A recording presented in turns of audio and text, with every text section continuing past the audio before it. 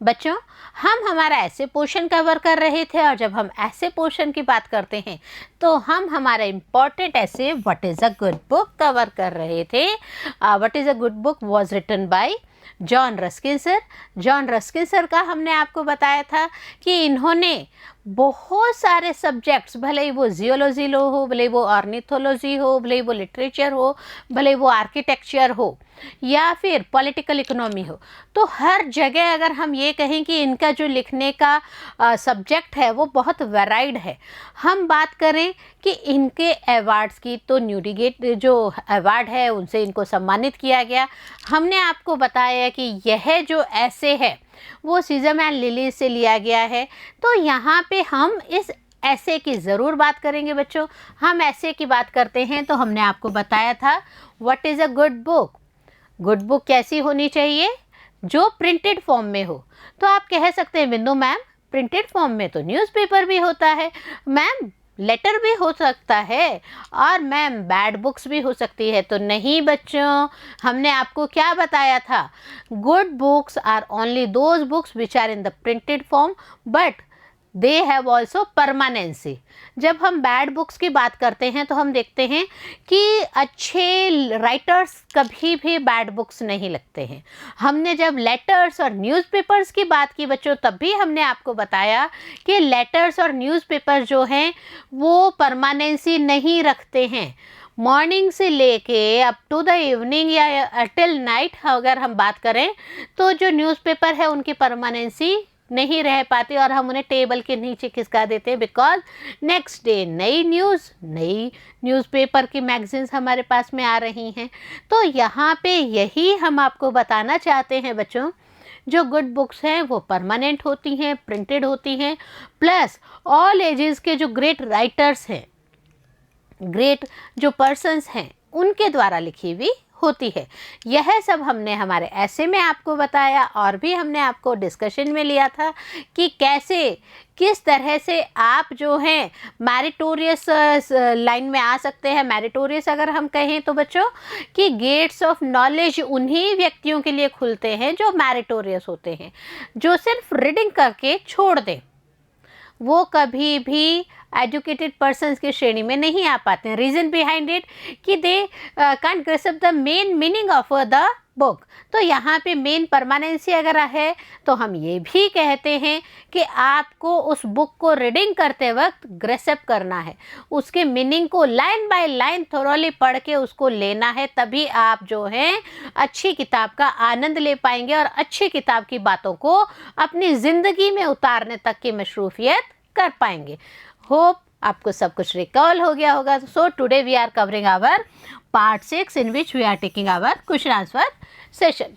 Question answers की बात करते हैं तो हम हमेशा आपसे कहते हैं बच्चों कि आप पहले हमारे संग रीडिंग लगाइए, और उसके बाद में आपकी ड्यूटी स्टार्ट है that you will write in your copies and learn one by one. Okay, we are taking here our first question. What are the criteria that Ruskin feels that readers should fulfill to make themselves fit for the company of the dead?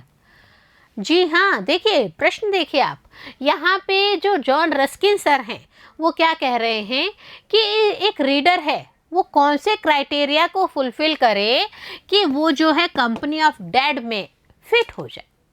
Company of dead हमने आपको बताया था बच्चों, हमने जब ऐसे read out किया था तब हमने आपको ये चीज़ें बताई थी, लेकिन आंसर में कैसे ढालना है, let's read here. Ruskin is of opinion that hard work and quality service are necessary to live in the company of dead. अगर हमें अच्छे मृत्यु प्राप्त लोगों की श्रेणी, इट मीन्स जो अच्छा काम करके गए हैं उनकी श्रेणी तक पहुंचना है, तो हमें क्या करना होगा, हमें हार्ड वर्क अपनाना होगा जॉन रस्किन सर के हिसाब से, प्लस हम जो काम कर रहे हैं वह क्वालिटी सर्विस होना चाहिए। आप अपने टीचर्स को कहते हैं बच्चों, आप अपने पेरेंट्स को कहते हैं मम्मा आज 4 घंटे स्टडी की थी, लेकिन जब आपसे आउटपुट पूछा जाता है कि 4 घंटे में बच्चा ये बता क्या क्या स्टडी की थी, तब आप देखिए बच्चों कि आप हार्डली बता पाते हैं, अपना जो आउटपुट है वो हाफ एन आवर का है। So hard work plus quality service is the main important thing for the company of deeds. We can't deceive the death. सबसे बड़ी बात है, हम मृत्यु को कभी भी धोखा नहीं दे सकते। मृत्यु निश्चित है, वह आएगी ही आएगी। They have already reached to the high levels of their thoughts. और जो मृत्यु को प्राप्त कर चुके लोग हैं, उनके जो आइडियाज़ हैं, उनके जो थॉट्स हैं, वो बहुत हाई लेवल तक पहुंच चुके हैं। वो अच्छे विचार ग्रसप करते थे, अच्छे विचार रखते थे। इसीलिए तो हमने क्या कहा, गुड बुक्स वह बुक्स होती है जो ऑल एजेस में ग्रेट पर्सन्स के द्वारा लिखी गई है। Next question here, the lecture was delivered इन 1864। यह जिस हम लेक्चर की बात कर रहे हैं बच्चों, यह 1864 में डिलीवर किया गया था। What are the shifts in style and diction that makes the language different from the way it is used today? हम उस समय की बात कर रहे हैं 1864 की, तो वहाँ पे जो स्टाइल यूज़ की गई, जो डिक्शन यूज़ किया गया लैंग्वेज रिलेटेड, उसमें और आज वर्तमान में क्या डिफरेंस है, इसको कोरिलेट करके हमें अपने आंसर को लिखना है। The drifts in styles and diction are very evident in the text. हम जब इस बुक को पढ़ते हैं, हम इस ऐसे को कवर करते हैं, तो हम क्या देखते हैं कि स्टाइल्स और डिक्शंस का बहुत ज़्यादा यूज़ लिया गया है। There are many words and phrases in the text which are now not used quite frequently. जब हम what is a good book पढ़ते हैं, तो हम देखते हैं कि कई ऐसे वर्ड्स को, कई ऐसे फ्रेजेस को यूज़ किया गया है जो कि at present we are not using these words and these phrases. We must understand that language is also of science. तो यहाँ पे सबसे बड़ी बात क्या है कि जो लैंग्वेज है वह अपने आप में विज्ञान है, साइंस है। It keeps on changing with the passage of time. जैसे विज्ञान हमें नई नई खोजें बताता है, उसी तरह से लैंग्वेज की जब हम बात करते हैं, इन द ईयर 1864 की स्टाइल्स एंड डिक्शंस की बात करते हैं और एट प्रेजेंट के स्टाइल्स एंड डिक्शन की बात करते हैं, तो lot of changes are there. Many words are incorporated in it and many other becomes obsolete. कई ऐसे words हैं जो अब incorporated हो चुके हैं और कुछ ऐसे हैं जो obsolete हो चुके हैं। तो इसीलिए हम कह सकते हैं lot of changes are there in the style, in the diction, in the words and in the phrases. अभी नहीं यूज़ हो रहे हैं वो। लेकिन सबसे इम्पॉर्टेंट बात इस क्वेश्चन के आंसर में क्या निकल के आई बच्चों? Language itself is a science. और साइंस जो है वो क्या कहती है? चेंजिंग हो रही है। उन चेंजेस को रीड आउट करना ही हमें पड़ रहा है। Next question here, how can you say that the meritorious people can enter the Elysian gates? अब यहाँ पे यह है क्वेश्चन बहुत इंपॉर्टेंट है।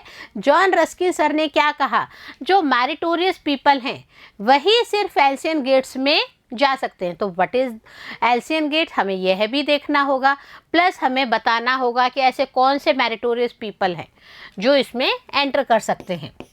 सबसे पहले तो हम एल्सियन गेट्स के बारे में बात करते हैं। By Elysian gates the author means the gates of knowledge. जी हाँ, गेट्स ऑफ नॉलेज को ही एल्सियन गेट्स कहा गया है।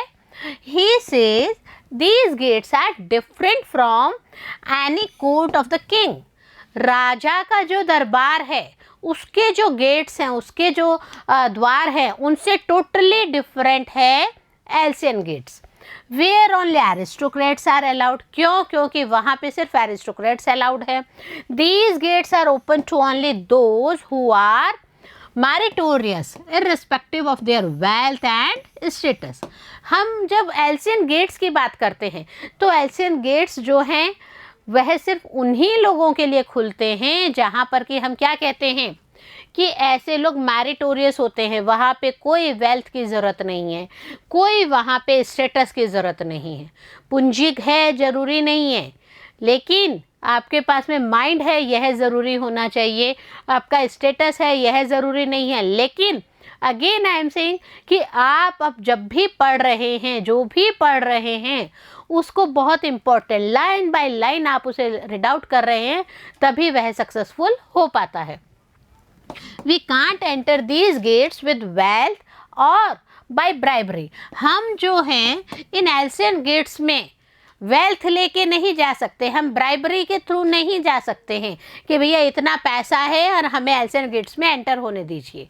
No, not allowed. Same here bribery के लिए भी कि ऐसा कुछ नहीं है कि आपने इतना अमाउंट घूस दे दिया और आप एल्सियन गेट्स में ओपन हो गए। No, no entrance is there, only meritorious peoples are allowed for that one.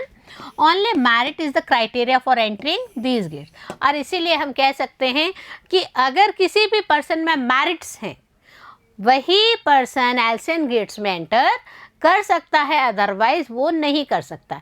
इसके लिए क्या होगा, बुक्स को चबा चबा के पढ़ना चाहिए। It means line by line आप पढ़ें, उसके मीनिंग को ग्रेसअप करें, तभी आप जो हैं मैरिटोरियस श्रेणी में आएंगे, बिकॉज आप उसके मीनिंग को ग्रेसअप कर रहे हैं।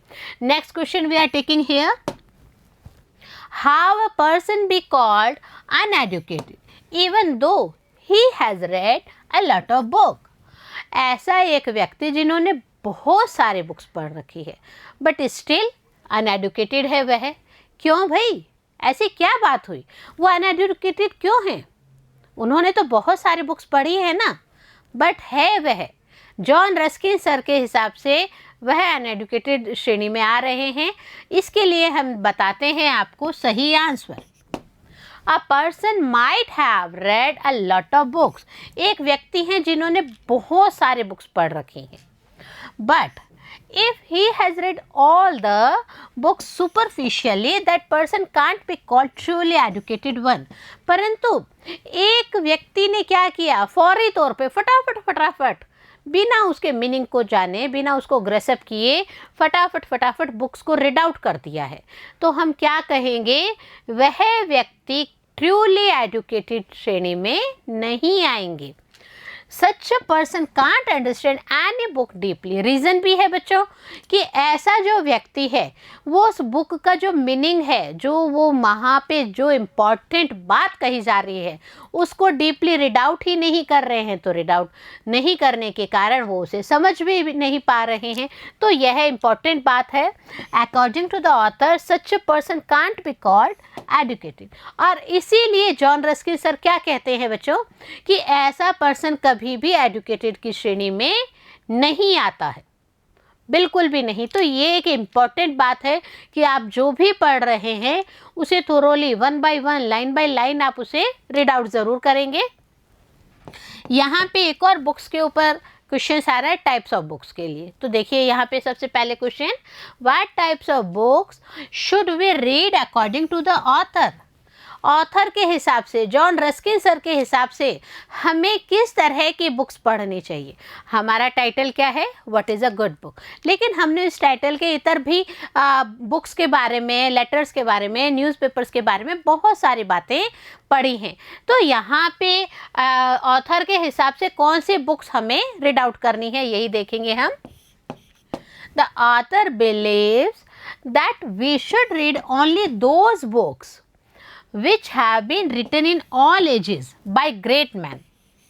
ऑथर कहते हैं, ऑथर का ऐसा विश्वास है कि जो अच्छी बुक्स हैं वो भले किसी भी एजेस में लिखी गई, किसी भी शताब्दी में, और किसी भी ग्रेट पर्सन के द्वारा लिखी गई है, तो वह अच्छी किताब है। हम 6वीं शताब्दी की बात करते हैं, तो वहाँ पे भी हमारे पास में बहुत सारे राइटर्स थे, उन्होंने भी बहुत सारे इन्वेंशंस किए थे जो आज दिन तक प्रासंगिक है।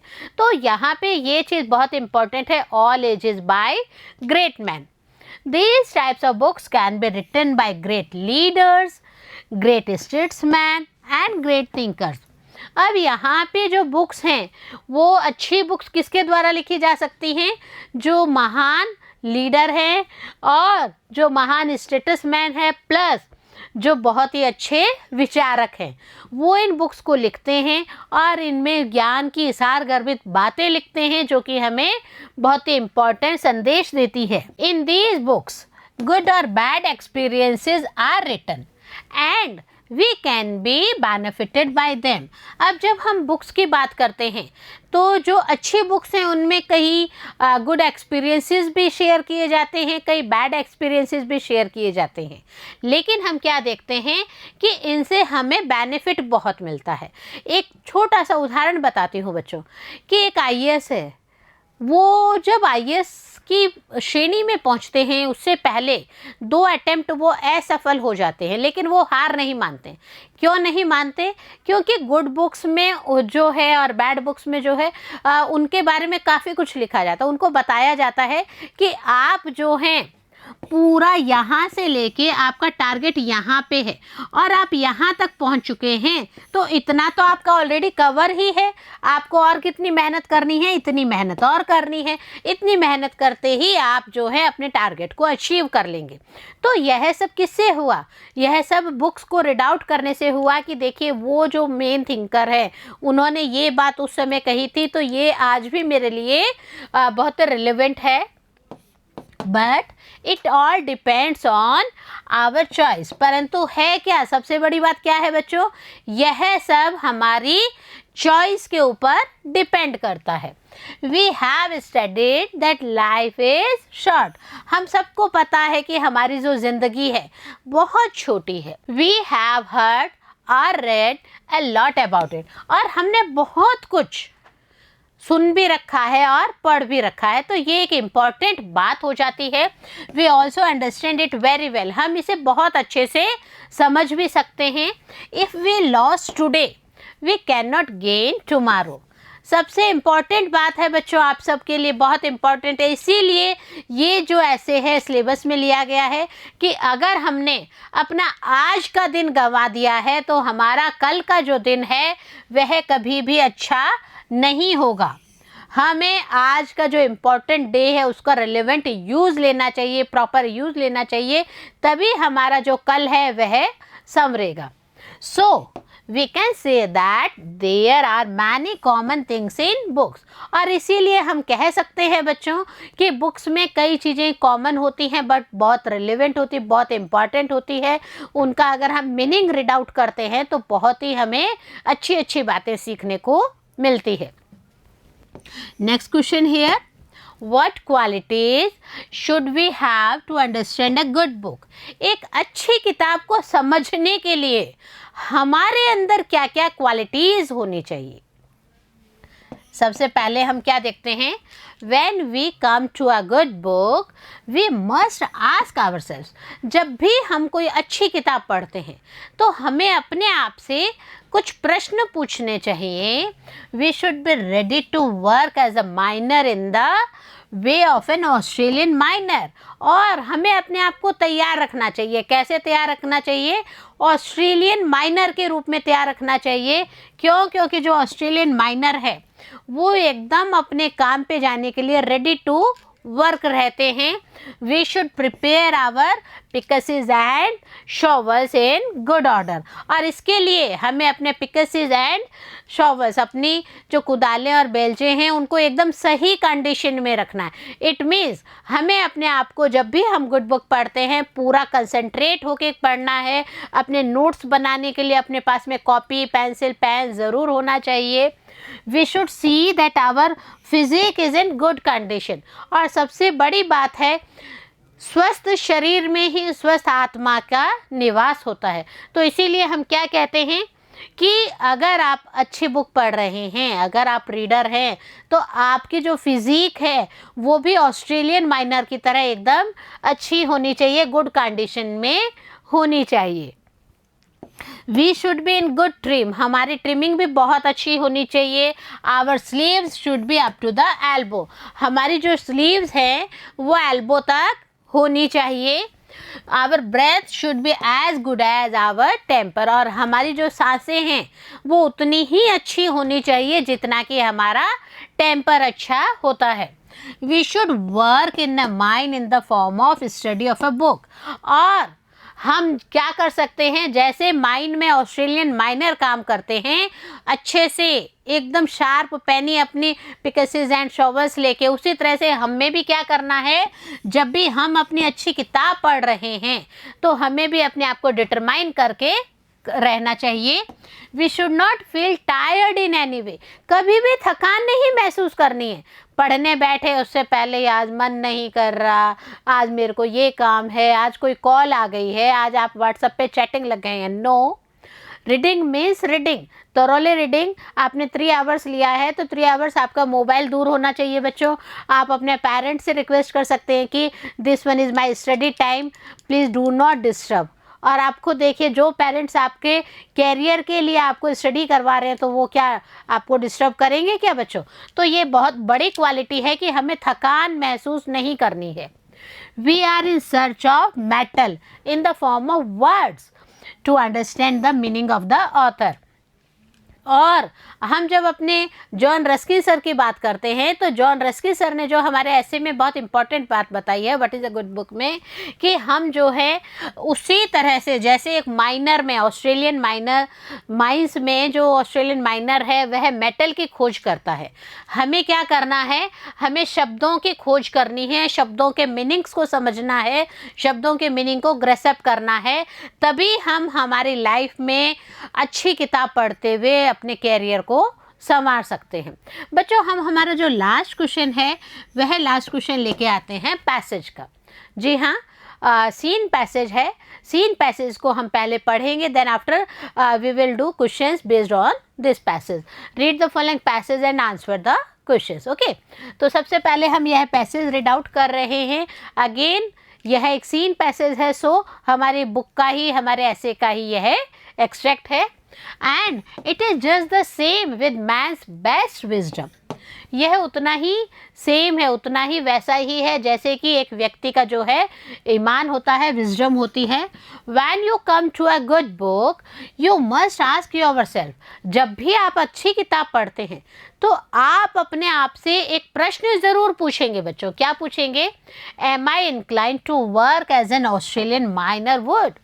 क्या मैं अपने आप में उतना ही सक्षम हूँ क्या जितना कि एक ऑस्ट्रेलियन माइनर जो है ऑस्ट्रेलियन माइंस में काम करने के लिए सक्षम होते हैं?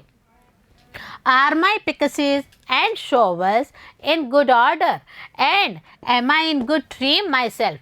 क्या मेरे जो पिकसेस हैं, मेरे जो शॉवल्स हैं, कुदाले और बेंचे हैं, वो उतने ही अच्छी कंडीशन में है क्या? It means systematic book, systematic time, systematic mind, सब कुछ मेरा सही है क्या? और सबसे बड़ी बात क्या है? माई सेल्फ, मैं अपने आप में गुड ट्रिमिंग में हूँ क्या, अच्छी कंडीशन में हूँ क्या? My sleeves well up to the elbow.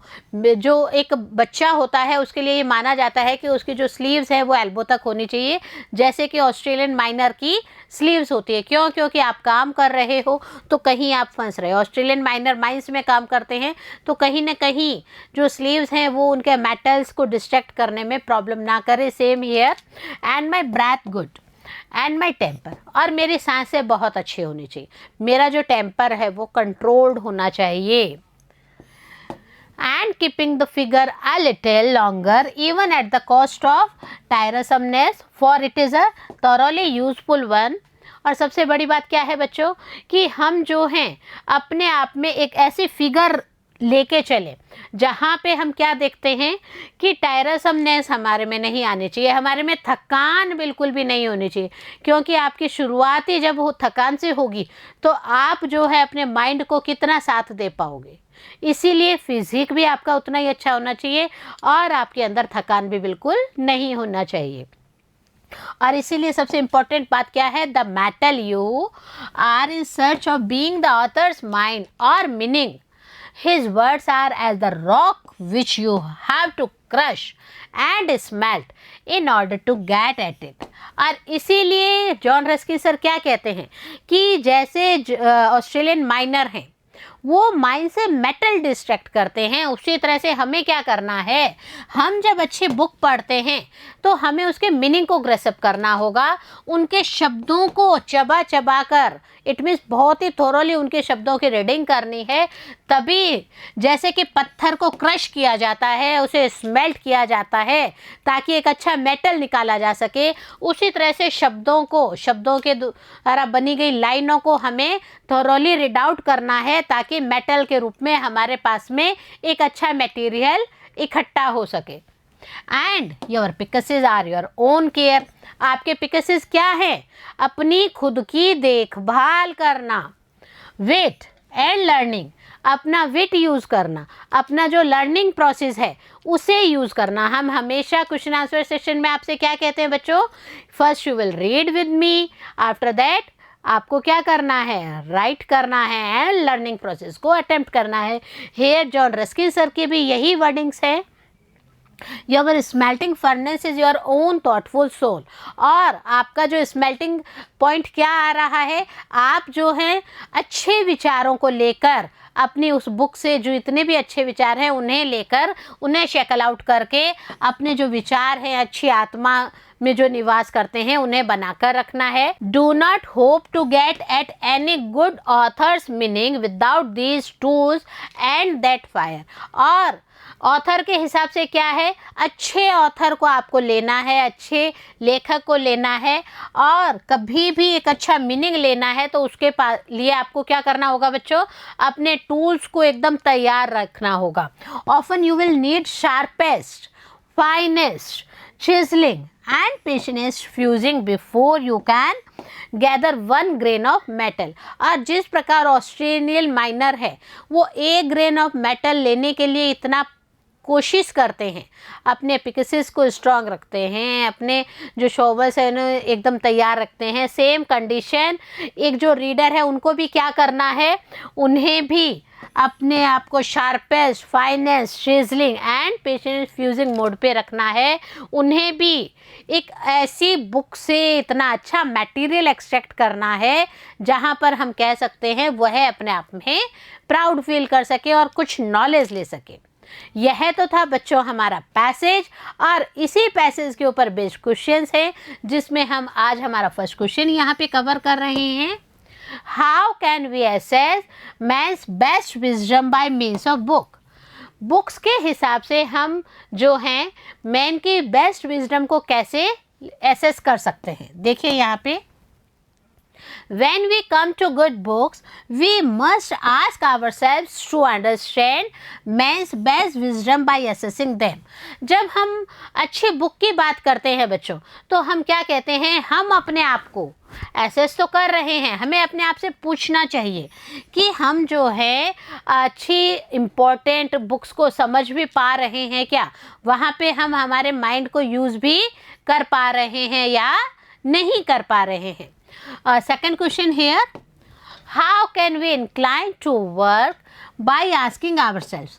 हम अपने आप से कह के कैसे अच्छे काम को ले सकते हैं? देखिए यहाँ पे, we can incline to work, हमेशा हम आपको कहते हैं कि क्वेश्चन से ही हमें अपने आंसर को स्टार्ट करना होता है। we can incline to work as an Australian miner, हमें ऑस्ट्रेलियन माइनर की तरह काम करना होगा। When he starts his work, we should check our pickases and shovels etc. to search author's mind or meaning in books। जैसे Australian minor अपना काम शुरू करते हैं तो वो अपने पिकसेस और शॉवल्स को चेक करते हैं, अपनी जो स्लीव्स हैं वो पूरा एल्बो तक रखते हैं। Same condition with the reader, reader को भी क्या करना है? अपने आप को जो बुक्स के जो मेन मीनिंग्स हैं उनको ग्रेसअप करते हुए, उनको थोरोली रीड आउट करते हुए ही आगे बढ़ना है, अदरवाइज हम कह सकते हैं वह सक्सेसफुल नहीं हो सकते, वो अनएडुकेटेड पर्सन की श्रेणी में आ जाएंगे। Next question here on the based of the passage, what are the form of instruments to get ourselves busy in work। अपने आप को, जी हाँ बच्चों, अपने आप को काम में बिजी रखने के लिए हमें कौन कौन से इंस्ट्रूमेंट्स को यूज़ करना होगा? यहाँ पे अगेन हम कहेंगे ऑस्ट्रेलियन माइनर वाली बात, तो उसी को यहाँ पे देखिए, we should check our pickaxes and shovels etcetera to search author's mind और मीनिंग इन बुक्स। जिस प्रकार ऑस्ट्रेलियन माइनर अपने पिकसेस और शॉवल्स को चेक करके ही माइंड्स में जाते हैं, उसी प्रकार रीडर हम जो रीडर हैं उनको ऑथर की क्या सलाह है कि हम भी अपने माइंड को उतना ही चेक करके रखें। हम भी जो बुक्स हैं उनके मीनिंग्स को रीड आउट करते वक्त एकदम थोरोली रीड आउट करेंगे। यह हमें अपने आप से प्रॉमिस ज़रूर करना है बच्चों। Next question here, how can we keep ourselves in fit condition to understand author's work of wisdom. हमें अपने आप को फिट कंडीशन में कैसे रखना है ताकि हम जो है ऑथर का जो मेन है वर्क ऑफ विजडम उसको समझ पाएँ। तो इसके लिए हमें क्या क्या तरीके अपनाने होंगे, इसी पैसेज में से ही हमें एक्सट्रैक्ट करके यहाँ पे लिखना है। We should keep our figure a little longer without getting tired। सबसे बड़ी बात क्या है, हमें थकान ना महसूस करते वक्त अपनी जो सिटिंग्स हैं, रीडिंग की जो सिटिंग्स हैं, इट मीन्स बैठने की जो क्षमता है 2 घंटे 3 घंटे, उतनी तो रखनी ही होगी। अपने पास में पानी की बॉटल रखिए, अपने आप को पहले वॉश आउट करके रखिए। तो इससे क्या होगा, आपकी सिटिंग कैपेसिटी इंक्रीज होगी। इट मीन्स आपका जो माइंड कंसंट्रेशन है वह बना रहेगा। Because it is very useful to understand author's words as the rock. क्यों? क्योंकि यह उतना ही इम्पॉर्टेंट है जैसा कि ऑथर के शब्द क्या कह रहे हैं कि जो पत्थर है, पत्थर में बहुत सारी चीज़ें हैं लेकिन उसको एक्सट्रैक्ट कर करके एक गुड मेटल निकाला जाता है। सेम कंडीशन हेयर कि अच्छी बुक्स जो हैं उनको आप थोरोली रीड आउट करेंगे तभी आप इस चीज़ को ग्रेस्प कर पाएंगे। We should keep our breath and temper to understand his wisdom. और इसके लिए हमें अपनी सांसों का कंट्रोल करना होगा, हमें अपने टेम्पर पे कंट्रोल करना होगा ताकि हम जो है विजडम को समझ पाएँ। तो यहाँ पे जो जॉन रस्किन सर हैं वो बार बार रीडर को एक ही बात कहना चाहते हैं बच्चों कि आप अपने आप को इस तरह से तैयार करें कि आप जो भी मैटर रीड आउट कर रहे हैं उसको जब भी पढ़ रहे हैं तो बहुत ही सिस्टमेटिक वे से करेंगे, नोट्स बना के करेंगे और उन्हें बार बार रिपीट ज़रूर करेंगे। देखिए next, why are we failed to get at any good author's meaning. हम फेल क्यों हो जाते हैं? एक अच्छा ऑथर है, वो अच्छा मीनिंग हमें समझा रहा है, अच्छी बातें हमें समझा रहा है, फिर भी हम फेल हो रहे हैं। रीज़न क्या है इसके पीछे? Let's read. We are failed to get at any good author's meaning without these tools because our smelting furnace is our own thoughtful soul। हम फेल हो जाते हैं। क्यों फेल हो जाते हैं? क्योंकि हम जो अच्छे ऑथर हैं उनके मीनिंग्स को नहीं समझ पाते। इसके पीछे रीज़न क्या है? हमारे जो टूल्स हैं, स्मेल्टिंग फर्नेस जो प्रोसेस है उसमें हमारे जो अच्छे थॉटफुल सोल, हमारी अच्छी आत्मा जिसमें अच्छे विचार होते हैं वो तब तक नहीं होंगे तब तक हम जो है हमेशा फेल होते रहेंगे, हम सक्सेसफुल नहीं होंगे। बच्चों लास्ट यहाँ पे क्वेश्चन हम आपके लिए लेके आए हैं और लास्ट क्वेश्चन हमेशा होता है कहीं ना कहीं एंटोनिम का, सिनोनिम का या वर्ड मीनिंग्स का। See here, find out the words from the passage which mean the following. ये एक लाइन है, इस लाइन से रिलेट एक वर्ड है जो कि पैसेज में दिया गया है, तो हमें उस वर्ड को चेक आउट करना है। First we will read the line here. The ability to make sensible decisions and give good advice because of the experience and knowledge।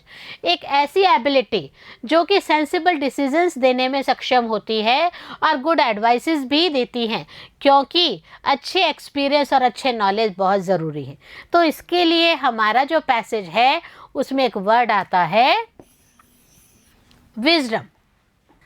तो विजडम जो है उसको मीनिंग को हमें यहाँ पे लिखना है। हम ये भी कह सकते हैं वन वर्ड सेंटेंस है ना, तो वहाँ पे ये भी चीज़ है। नेक्स्ट यहाँ पे देखिए, an attempt to find somebody or something specially by looking carefully. हम ऐसा अटेम्प्ट करें जिससे कि हम किसी पर्सन को या फिर किसी चीज़ को देख सकें, स्पेशली तभी जब हम बहुत ही ध्यान से देखते हैं, केयरफुली देखते हैं। तो उसके लिए यहाँ पे एक वर्ड है सर्च करना, ढूंढना।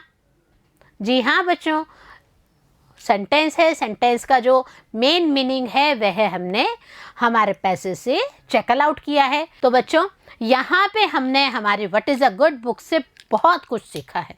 जॉन रस्किन सर की यह जो गुड बुक है, ये कहीं ना कहीं हमें हमारे ये जो वर्तमान है, प्रेजेंट है, इसके लिए हमें अवेयर कर रही हैं।